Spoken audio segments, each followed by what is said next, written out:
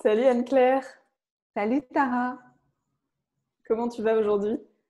je vais super bien, il fait beau là à Berlin et au moment où on tourne cette vidéo. Et voilà, je serais contente de te parler aujourd'hui, Oui, moi aussi, merci d'être là. avec plaisir. Et aujourd'hui, on se retrouve pour une occasion un peu particulière parce que on fait une interview pour parler de sujets qui te tiennent à cœur et surtout pour parler d'un nouveau projet qui est sorti il y a peu.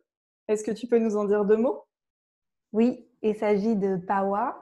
Donc c'est un projet de plateforme qui a été co-créé avec Aurore Widmer. Et donc on s'est dit qu'on allait créer une équipe dont tu fais partie et merci d'avoir accepté de la rejoindre. Et avec aussi Franck Dunant à la technique et pas qu'à la technique aussi parce qu'il a plein d'idées.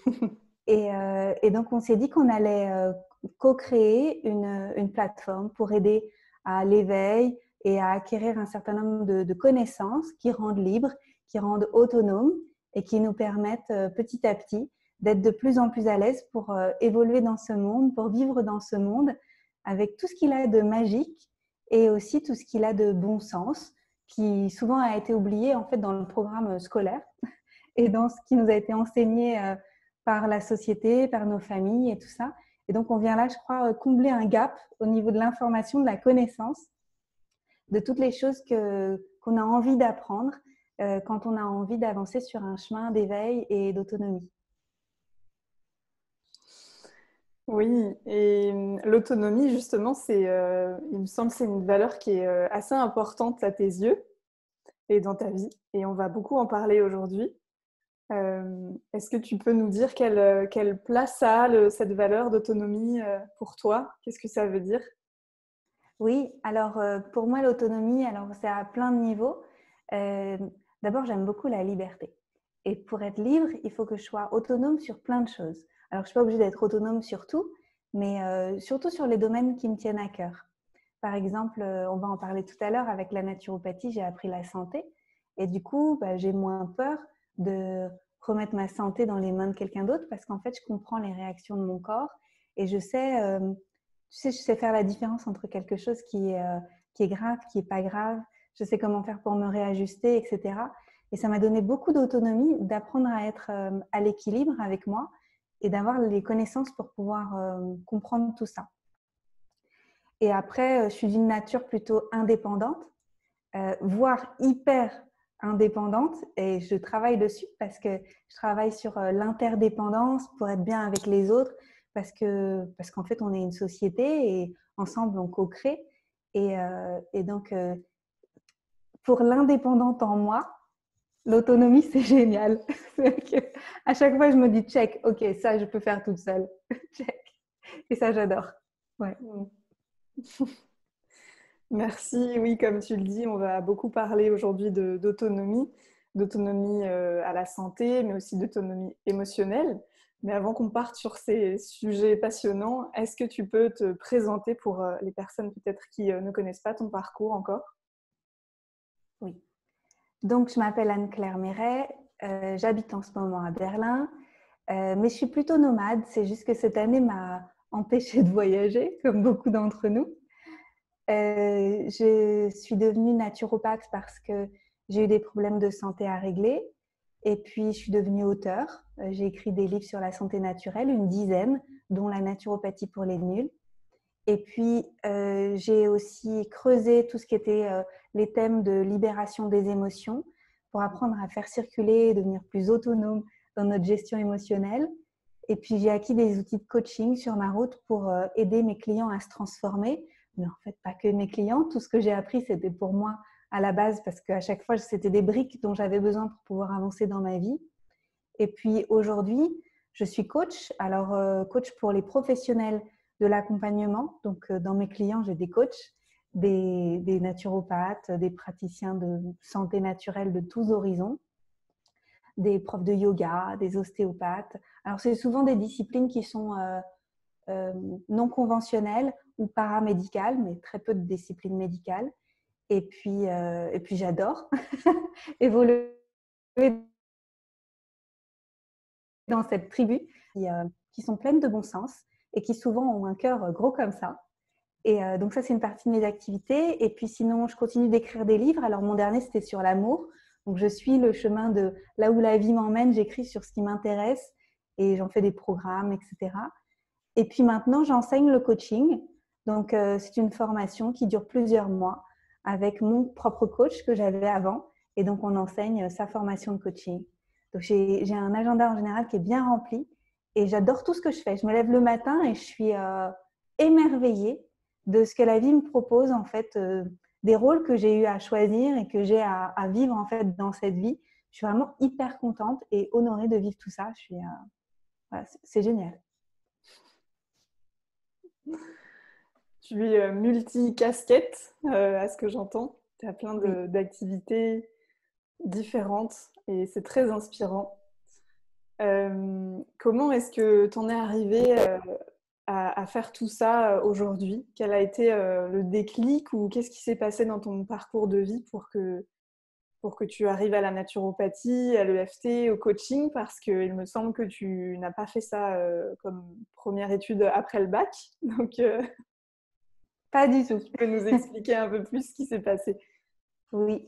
Alors moi, j'ai fait une école, déjà j'avais fait un bac L, donc c'est peut-être pas pour rien que j'écris des livres aujourd'hui. Et puis j'ai fait une école d'art en 3 ans. Et puis ensuite, je fais un master en communication et un master 2 en intelligence économique. Donc c'est recherche et analyse de l'information. Et après, j'ai travaillé pour des startups, des petites boîtes.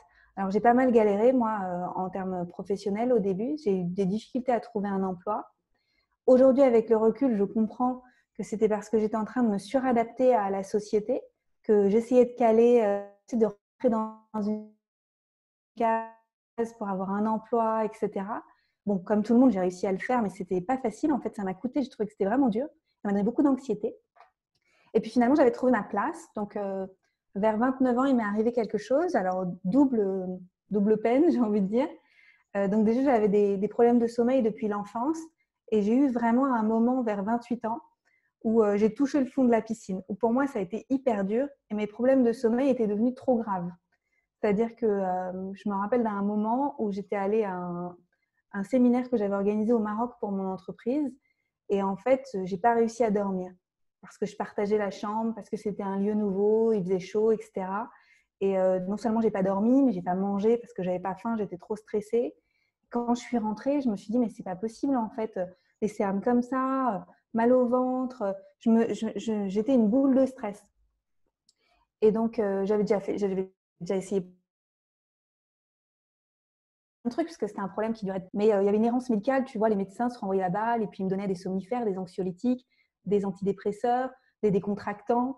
J'avais eu tous ces cocktails-là. Alors parfois ça marchait un peu, mais ça marchait jamais sur la durée parce que ça réglait jamais la cause.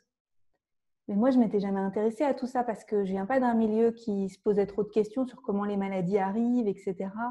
Et voilà, je savais pas. Puis par ailleurs, j'étais plutôt en bonne santé, à part ce gros problème qui me gâchait la vie.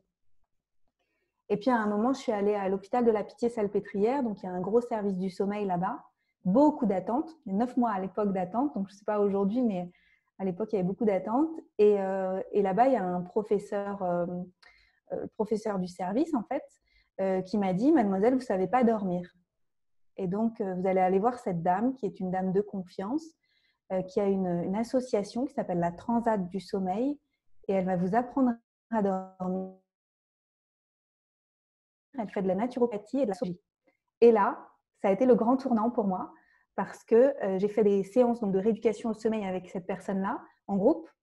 Et j'ai pris des séances individuelles pour apprendre la naturopathie avec elle pour qu'elle m'aide. Et ça a changé toutes les choses. En fait, ça m'a ouvert un champ de possibles. C'est-à-dire que jusqu'à ce tournant-là, moi, je pensais que mes journées conditionnaient mes nuits. Non, que mes nuits conditionnaient mes journées. Alors qu'en fait, c'était le contraire. C'était à moi de vivre des bonnes journées pour conditionner mes nuits. Et là, ça a été la révolution. C'était tellement intéressant que j'ai fait une école de naturopathie, etc., etc. Au même moment, la vie, elle est quand même maligne, j'ai perdu mon emploi. Et pour moi, ça a été horrible parce que, comme je disais tout à l'heure, j'ai eu du mal à trouver un emploi qui me convienne. Et en plus, ça s'est fait dans la difficulté parce que j'ai eu un licenciement abusif, je suis allée au prud'homme, etc. Aujourd'hui, avec le recul, je suis contente que ça soit arrivé parce que si on m'avait pas mis dehors, moi, je serais restée. C'est-à-dire que pour moi, la sécurité de l'emploi, je suis fille de fonctionnaire. Donc, avoir un CDI, surtout après avoir eu des difficultés à en trouver un, c'était hyper sécurisant. Et de Mm. moi toute seule, je ne serais jamais devenue entrepreneur. Enfin, je ne pense pas. Et le fait d'avoir comme ça cette concordance de drama, je dirais, hein, dans ma vie, hein, perte d'emploi, avoir à m'occuper de ma santé, etc., ça a remis beaucoup de choses en cause très rapidement. Et après, ça a fait boule de neige et donc je suis devenue entrepreneur pour créer mes propres activités. Ça n'a pas été facile, donc je me suis plantée. Puis après, encore une autre fois, je me suis plantée. Puis après, j'ai réussi. et voilà, c'est ce qui s'est passé pour moi en fait. Ça a été des joyeux hasards en fait. Aujourd'hui, avec le recul, je dirais des joyeux hasards, mais à l'époque, c'était pas comme ça que je le voyais. Mm. C'est quoi la naturopathie pour toi? L'homéopathie, c'est une médecine traditionnelle ancestrale parce qu'elle est pratiquée depuis toujours en fait dans nos contrées occidentales. Donc la naturopathie, on peut la mettre sur le même plan que d'autres grandes médecines naturelles comme l'Ayurveda en Inde ou la médecine traditionnelle en Chine, la médecine traditionnelle chinoise. Et donc c'est une médecine de bon sens qui repose sur des piliers de santé qui sont un repos de qualité qui nous convient bien à nous, une alimentation qu'on digère bien, qui est saine, pleine de vitalité, et puis des bonnes éliminations, et puis du mouvement, et un bon équilibre psycho-émotionnel. Et donc, si on est à l'équilibre sur ces 4 piliers, en général, la vie va bien. En général, on arrive à se débarrasser des petits hics dans la vie, tu vois, parce que l'idée, c'est pas d'être tout le temps en santé, mais c'est d'avoir la capacité de se réajuster le plus rapidement possible pour garder sa vitalité et pour qu'il y ait rien de chronique. C'est extraordinaire parce qu'en fait, j'ai regagné beaucoup, beaucoup de vitalité. Il y a plein de gens qui me disent comment tu fais tout ce que tu fais? Bah, je suis naturo. J'ai de la vitalité. J'en ai plein de la vitalité. Surtout quand on est bien connecté avec, j'appellerais ça l'essence ou la présence ou le cœur, peu importe le mot qu'on a envie de donner. Mais quand on est bien connecté à tout ça, il y a comme une énergie infinie. Et donc voilà, la naturopathie, c'est une pratique naturelle d'écoute de soi et d'apprendre à se réajuster naturellement avec les piliers de santé. Hmm. Alors aujourd'hui, dans cette interview, on va particulièrement parler de l'autonomie, comme on disait au début. Tu voulais nous parler de l'autonomie à la santé grâce à la naturopathie, mais aussi voilà, aux émotions, être autonome au niveau de ses émotions, ce qui fait partie en fait en t'écoutant de la naturopathie. Et toi, tu as une pratique de prédilection pour ça, c'est l'EFT. Oui. Est-ce que tu peux nous en dire 2 mots? Oui. Juste un instant pour revenir sur ce que tu viens de partager. On ne vit pas dans un monde, en tout cas en France, qui nous a appris l'autonomie en santé. Parce qu'en fait, en France, tout est remboursé. Bon, on paye pour ça parce que c'est les impôts et tout ça. Mais on n'a pas l'impression de payer, on n'a pas l'impression d'investir pour sa santé. Et je pense que c'est assez dommageable parce que moi, toute l'errance médicale que j'ai vécue, elle aurait pu être largement raccourcie si j'avais eu sur mon chemin avant, même adolescente, même jeune adulte, etc., des personnes qui m'avaient dit regarde, je vais t'apprendre les piliers de la santé, etc. Et aujourd'hui, ce n'est pas encore mainstream, ce n'est pas encore accessible à tous. Et je trouve que c'est vraiment dommageable parce que du coup, on n'est pas autonome, on est comme infantilisé par un système médical qui nous dit que seuls les médecins ont la réponse, alors que bien souvent, les médecins sont démunis face aux problèmes chroniques et à nos difficultés comme ça, auxquelles ils n'ont pas spécifiquement de réponse. Et ça peut venir par l'éducation. Et donc, je trouve que c'est dommage, c'est comme s'il manquait une brique, il y a quelque chose qui n'existe pas encore, et il faut vraiment que ça prenne vraiment de plus en plus sa place. Et puis, pour ce qui est de l'autonomie en émotionnel, alors ça me parle parce que moi, j'étais une grande angoissée. C'est pas pour rien que je dormais pas, c'est qu'il y avait une grande composante émotionnelle là-dedans. Et donc, du coup, j'ai voulu apprendre. Et donc, je suis tombée sur cet outil qui s'appelle EFT, donc, que je vais aussi partager dans la plateforme Pawa, parce que cet outil a changé ma vie. Donc, en fait, on tapote sur des points qui sont placés sur des méridiens d'acupuncture. Et en même temps, on va libérer la parole, bien avec les émotions qui sont dans notre système énergétique. Donc, en fait, c'est une technique voilà, où il faut verbaliser, donc il faut réussir à se dire et en même temps, on fait circuler tout ça. Parce que si on n'était pas des constipés des émotions, eh bien, on serait comme un vaisseau, j'appelle ça un vaisseau comme si on était un tube digestif, par exemple, et qu'il n'y avait pas d'émotions bloquées en fait dans ce tube, et que les émotions, elles pouvaient circuler naturellement et faire leur mouvement. Et en fait, dans émotion, vous avez le E pour énergie, et motion, c'est mouvement. Donc, c'est de l'énergie en mouvement, les émotions. Et en fait, on oublie ça. Et nos émotions, en fait, elles créent quelque chose dans la vie. En fait, c'est un moteur, c'est du fuel.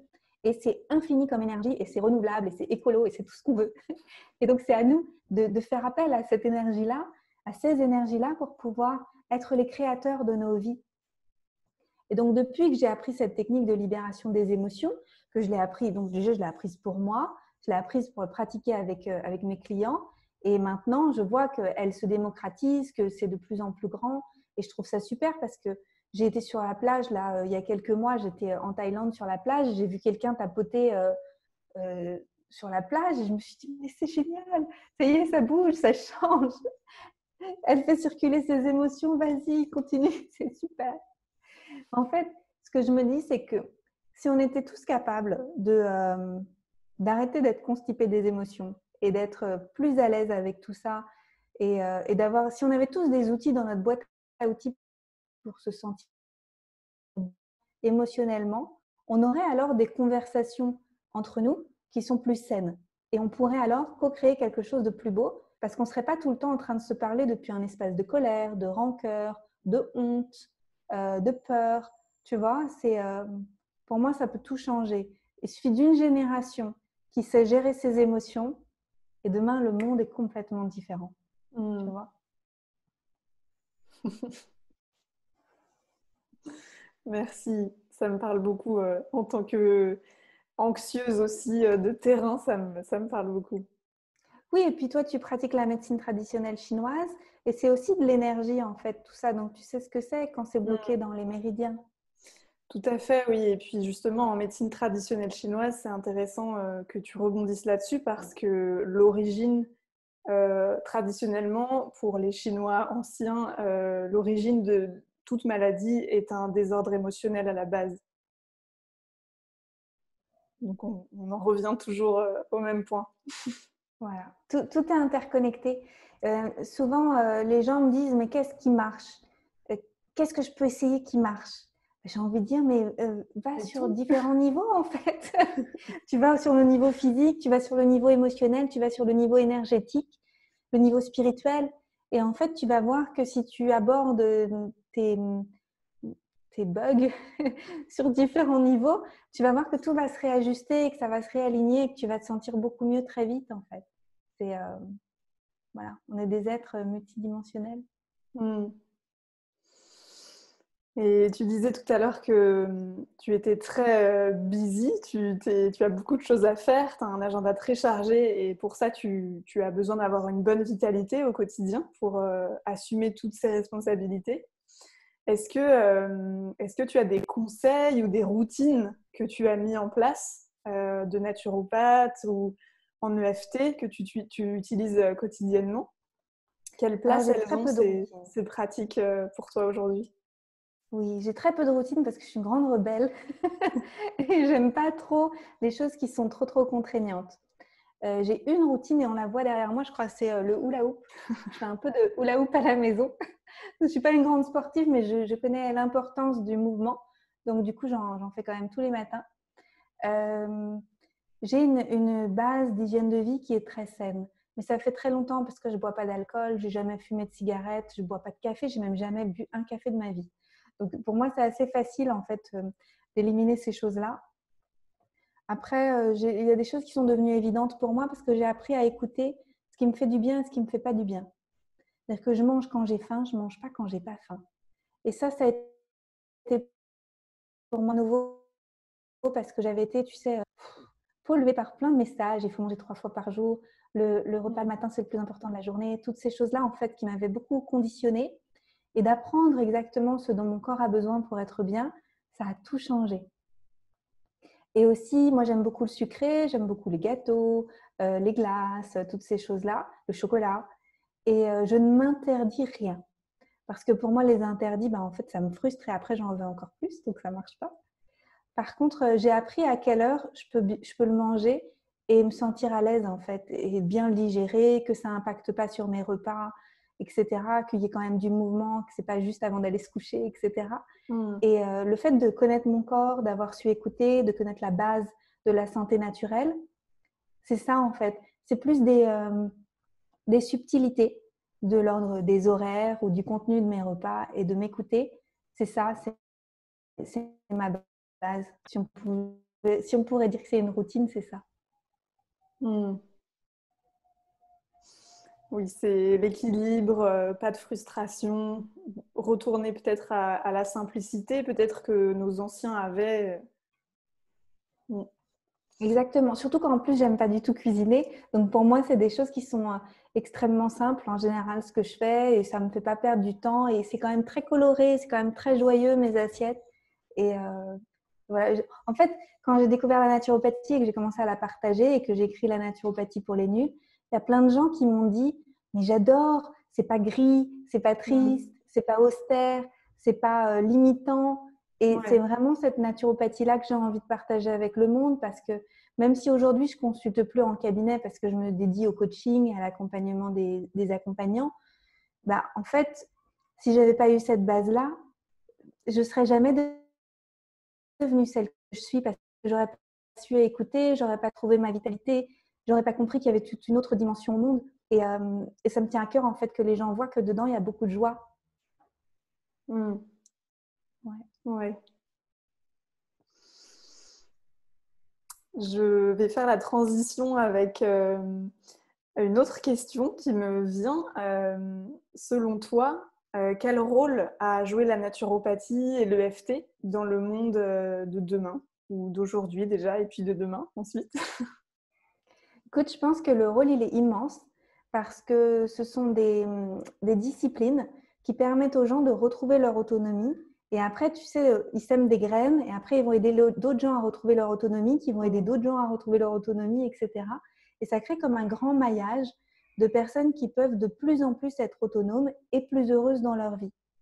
Et des personnes plus heureuses, elles créent un monde qui est plus plein de bon sens et tout ça. Et donc, je pense que nos métiers sont des métiers vraiment d'avenir, parce que on peut changer les choses en peu de temps, je pense. J'avais dit un truc l'année dernière qui me paraît très important, c'est que le plus important, c'est d'occuper sa place. Et parfois, on ne peut pas occuper sa place parce qu'on est préoccupé par un problème de santé. Par exemple, si ça se trouve, le prochain ingénieur qui va régler le problème du plastique dans les océans, peut-être qu'il a un problème de thyroïde. Et du coup, il n'a pas d'énergie, il est fatigué, voilà, ça ne va pas du tout. Eh bien, il suffit qu'il y ait une naturopathe qui l'aide à débloquer son problème, et puis boum, après, ça va aller. Ou la prochaine, je ne sais pas, ministre de l'Éducation, imaginons que le gouvernement tombe, qu'il soit complètement réorganisé, etc., qu'on nous remette des gens un peu sympas au gouvernement, et que quelqu'un veuille prendre les choses en main, mais qu'en fait, elle est timide. Eh bien, si elle pouvait se tapoter, qu'elle pouvait comprendre que sa timidité derrière, il y a de la peur, qu'il y a peut-être eu de l'humiliation, etc., et qu'elle peut faire circuler tout ça et trouver son moteur et son élan de vie et se mettre au service de, eh bien, cette dame ou ce monsieur pourront occuper leur place du mieux qu'ils peuvent avec tout ce qu'ils sont. Et en fait, je pense que voilà, souvent les problèmes sont très en lien avec ça, l'émotionnel, les problèmes de santé. Et les gens ne peuvent pas occuper leur place pleinement avec tout ce qu'ils sont pour remplir leur mission de vie et faire encore mieux que ce qui a été fait. Donc, voilà, je pense que c'est vraiment l'avenir. Ouais. Et selon toi, comment est-ce qu'on peut définir l'autonomie à la santé et aussi l'autonomie émotionnelle du coup? À quel moment est-ce qu'on peut s'estimer autonome à ce niveau-là? Et quelles sont peut-être les limites aussi à cette autonomie? À quel moment est-ce qu'il faut quand même s'en remettre dans les mains du médecin ou du naturopathe ou d'un praticien en santé naturelle, peu importe, mais voilà, comment est-ce qu'on peut définir cette autonomie selon toi? Alors, je pense que c'est une bonne question. Je pense que c'est assez personnel, qu'on va avoir tous des curseurs qu'on va placer à des endroits différents. Pour moi, je dirais que l'autonomie à la santé, ça a été quand je me suis débarrassée de mon armoire à pharmacie où il y avait beaucoup de trucs dedans. Parce que j'étais hypocondriaque et j'avais très peur qu'il m'arrive plein de trucs. Je me rappelle, j'avais été faire des, une échographie du ventre parce que je pensais que j'avais l'appendicite et j'étais vraiment sûre que j'avais l'appendicite et en fait, j'avais des gaz. Et donc, j'ai vraiment, en fait, je psychotais sur plein de trucs. Hein. J'avais très, très peur d'être malade. Et quand j'ai commencé vraiment à m'intéresser à la naturo, grâce à la personne qui m'avait aidée, Dany Trouillet, donc pour les problèmes de sommeil, et puis après, grâce aux livres que j'ai lus, et puis commencer à apprendre la santé naturelle avec l'école que j'ai faite et tout ça, quand je me suis débarrassée de mon armoire à pharmacie qui était pleine de trucs au cas où, là, je me suis rendu compte que ça allait beaucoup mieux et que je n'avais plus à compter sur plein de trucs, plein de drogues. Alors, je vis en anglais avec mon compagnon, donc on dit drugs, les médicaments, donc plein de drogues dans mon placard. Et ben, ça m'a fait du bien en fait. Là, je me suis sentie libre et autonome. Et quand j'ai vu que mes nouveaux médicaments, entre guillemets, c'était le gingembre de la cuisine, que c'était les feuilles de menthe, que c'était, tu vois, les feuilles d'ortie, que c'était des remèdes naturels qui avaient été, qui remplaçaient mon armoire à pharmacie, mais que ces remèdes naturels venaient soutenir la santé et ne venaient plus combler quelque chose comme une peur que je risquais d'être malade, et ben ça a été beaucoup mieux. Et c'est là que je me suis rendu compte que j'avais basculé. Et aussi, je sais faire la différence maintenant. Je pense que je saurais faire la différence si j'avais l'appendicite ou si je suis juste ballonnée, tu vois. Ouais. Ça, c'est la grosse différence, c'est de savoir quand quelque chose est grave ou quand c'est pas grave. Et c'est retrouver la confiance dans son organisme, dans le fait de retrouver l'équilibre. Ou alors, l'année dernière, j'ai été hospitalisée parce que j'ai eu un virus tropical, j'ai eu la dengue en Thaïlande. Et j'ai su faire la différence entre les traitements médicaux que j'acceptais, c'est-à-dire la thérapie en intraveineuse parce qu'il fallait que je sois réhydratée, et puis parfois des antidouleurs parce que j'avais très très mal à des moments. Et puis en même temps, je n'avais pas besoin du reste. Mais ça, j'ai pu le dire parce que je savais que je n'avais pas besoin du reste. Donc j'ai signé une décharge et je n'ai pas pris tous les médicaments qui étaient recommandés par le médecin sur place. Parce que je fais plus confiance aveuglément à ce qu'on me donne comme ça, parce que je sais faire la différence en fait sur le papier. Et je pose des questions et donc je suis curieuse. Alors qu'avant, j'aurais accepté tout parce que je ne savais pas, sans poser de questions. Et ça, je trouve que tout le monde devrait le savoir, tout le monde devrait l'apprendre en fait. Ça, c'est très important. Et puis sur les émotions, on peut faire beaucoup tout seul, je trouve. Il y a plein de trucs, on peut apprendre des pratiques comme le l'EFT, mais aussi on peut faire de l'auto-hypnose, on peut travailler sur soi avec plein d'exercices qui sont disponibles dans plein de livres, qui sont disponibles sur Pawa et tout ça. Il y a plein de choses, en fait, on peut avancer tout seul. Mais quand même, je recommande souvent la thérapie, parce que moi j'étais longtemps en thérapie et quand on discute avec quelqu'un, la personne, elle nous renvoie des choses de nous qu'on ne voyait pas tout seul. Elle nous tend un miroir en mettant des angles un peu comme ça et que nous, on n'aurait pas vu parce que c'était des angles morts. Et donc, travailler avec quelqu'un, ça peut être un thérapeute, ça peut être un coach, ça peut être les deux. Moi, j'ai les deux. Et donc, parce que je ne veux rien laisser dans les angles morts. Il y en a toujours, hein, mais c'est un travail au long cours de découverte de soi et puis de rassembler des pièces de soi, des pièces du puzzle pour se sentir complet. En fait, il y a vraiment ce sentiment oui, d'être rentré à la maison et de se sentir en sécurité à la maison, en soi, quand on arrive à récupérer comme ça des bouts d'autonomie émotionnelle, je dirais. Ouais. Merci. Selon toi, de quoi le monde a besoin aujourd'hui? Le monde a besoin de gens courageux et de gens courageux qui sont bien alignés avec eux-mêmes et qui occupent leur place. C'est tout. C'est-à-dire que si tout le monde occupe sa place et remplit sa mission de vie, sa vocation avec joie et passe le message à son voisin, on aura gagné. Ouais.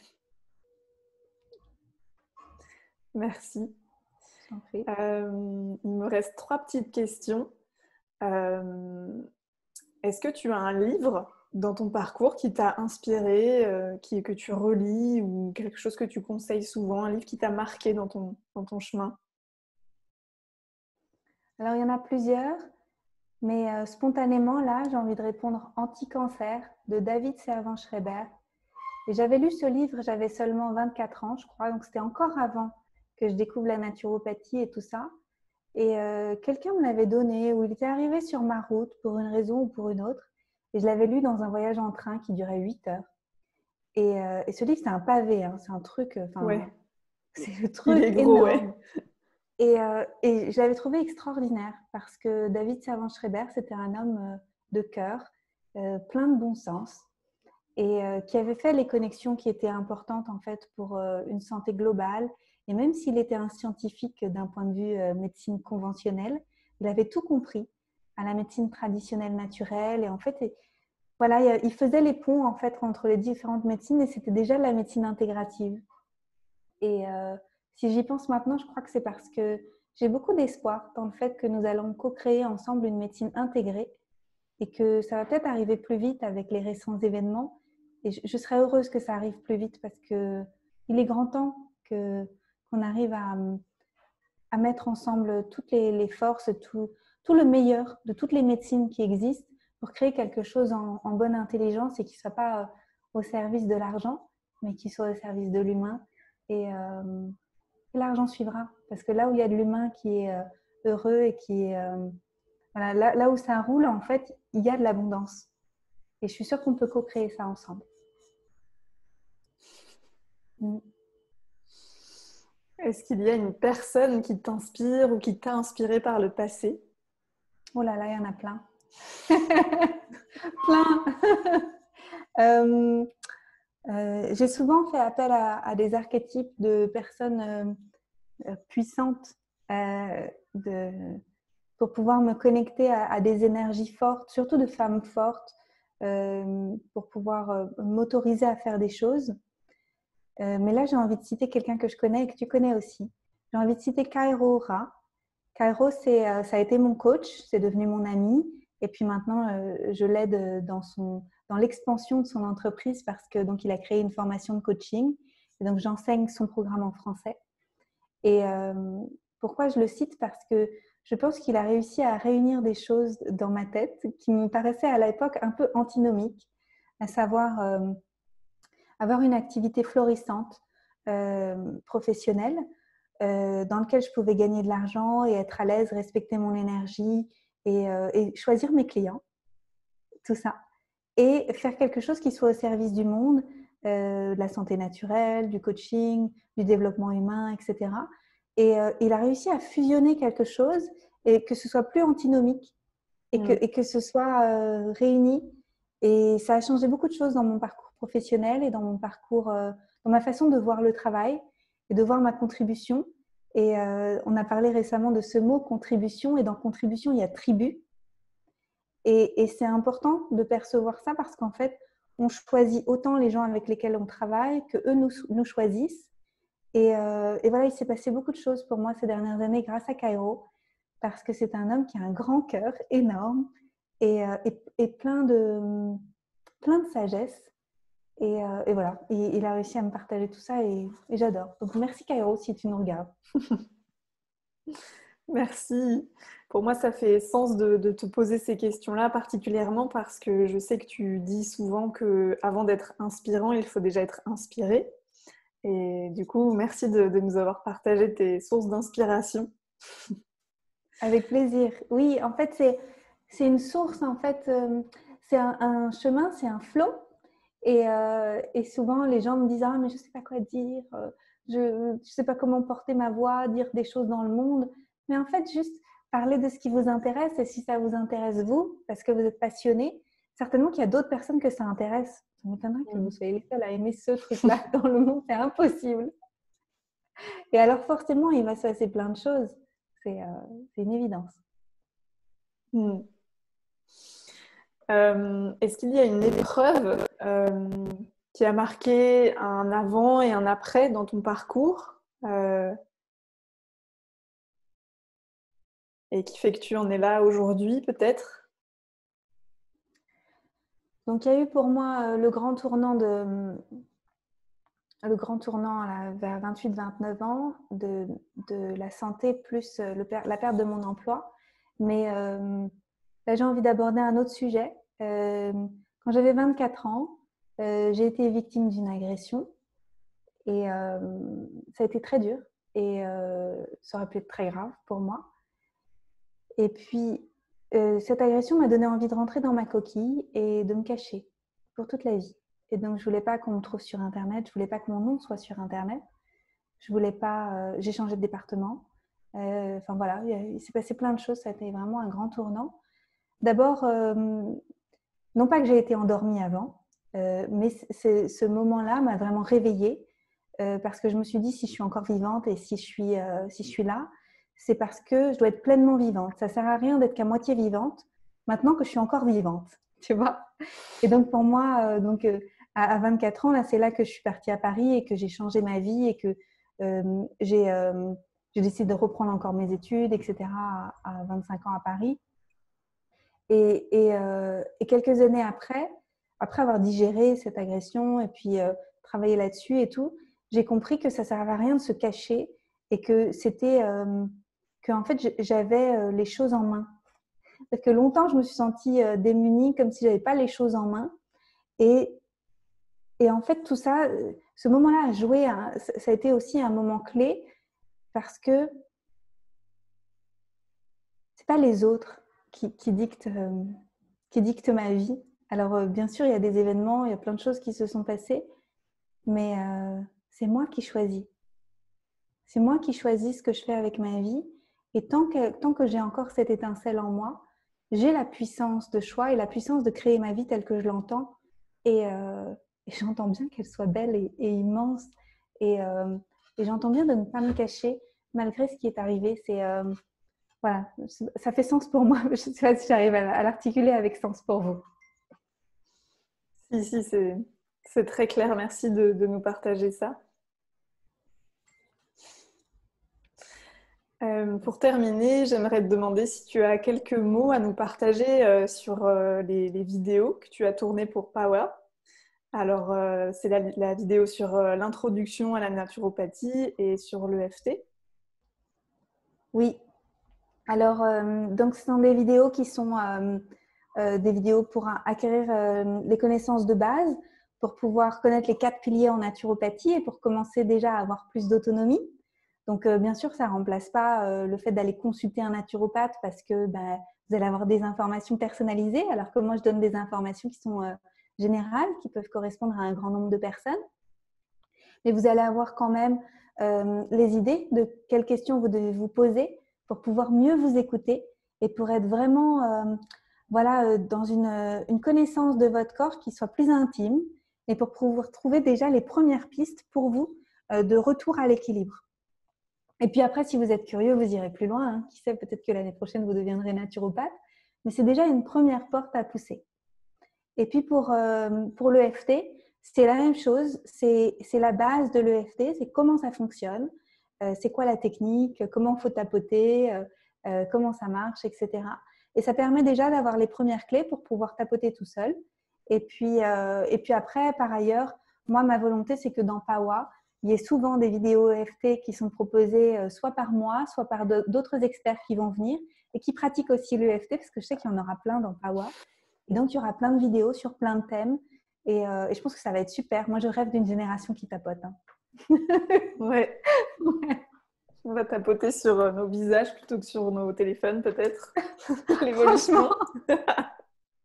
J'espère. Ouais, ce serait cool. Merci beaucoup pour cette interview, Anne-Claire. Merci pour ta présence, pour ta joie et ta vitalité qui émanent de toi. C'est toujours un plaisir. Merci de nous guider et de nous inspirer. Merci à toi, Tara. C'est toujours un plaisir de passer du temps avec toi. Et voilà, je suis très heureuse qu'on soit dans cette aventure ensemble. Et merci d'être là. Et ça va être génial.